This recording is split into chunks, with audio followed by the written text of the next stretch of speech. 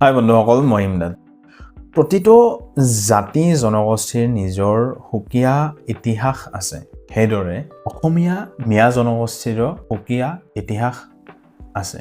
আৰু সেই ইতিহাস আমি আচলতে অধ্যয়ন কৰা নাই আৰু অধ্যয়ন কৰিবলৈ আমাৰ হাতত পৰ্যাপ্ত পৰিমাণে কিতাপ বা তেনেকুৱা নাই।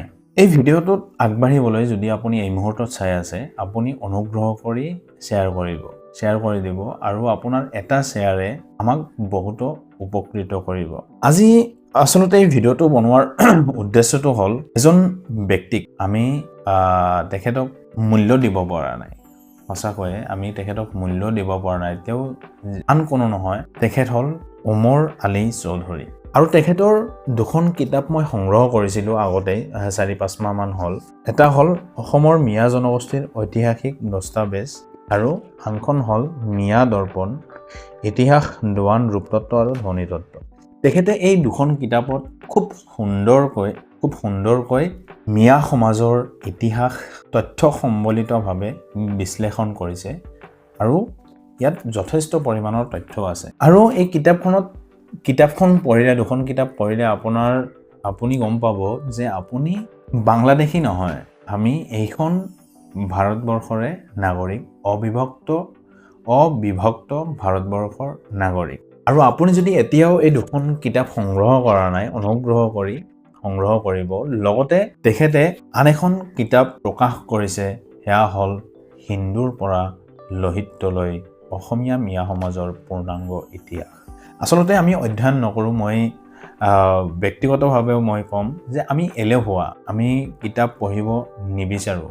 কিন্তু আমাৰ নিজৰ যি ইতিহাস, আমি আমাৰ বিষয়ে জনাটো অতি প্ৰয়োজন সাম্প্ৰতিক সময়ত। এই জনগোষ্ঠীটোৱে, মিয়া জনগোষ্ঠীটোৱে প্ৰতিটো ৰাজনৈতিক দলৰ বিষয়বস্তু মানে ক্ষীৰতী গাইৰ দৰে যেতিয়া সময় পায়, যেতিয়া যাৰ যেনেকৈ প্ৰয়োজন হয় আমাক ব্যৱহাৰ কৰে। আৰু সেই ব্যৱহাৰ যাতে কৰিব নোৱাৰে, তাৰ বাবে আমি আমাৰ বিষয়ে জনাটো অতি প্ৰয়োজন, আমাৰ ইতিহাস জনাটো অতি প্ৰয়োজন।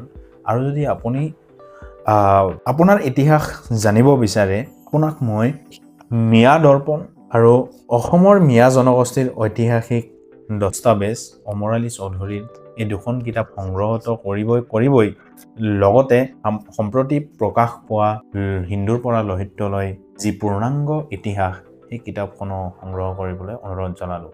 কাৰণ এই ব্যক্তিজনে দুখ প্ৰকাশ কৰি সামাজিক মাধ্যমত প্ৰকাশ কৰিছিলে। কাৰণ এজন লিখকেহে অনুভৱ কৰিব পাৰে এখন কিতাপ প্ৰকাশ কৰিবলৈ বা এখন কিতাপ লিখিবলৈ কিমান কষ্ট, সময়, পৰিশ্ৰম কৰিব লাগে।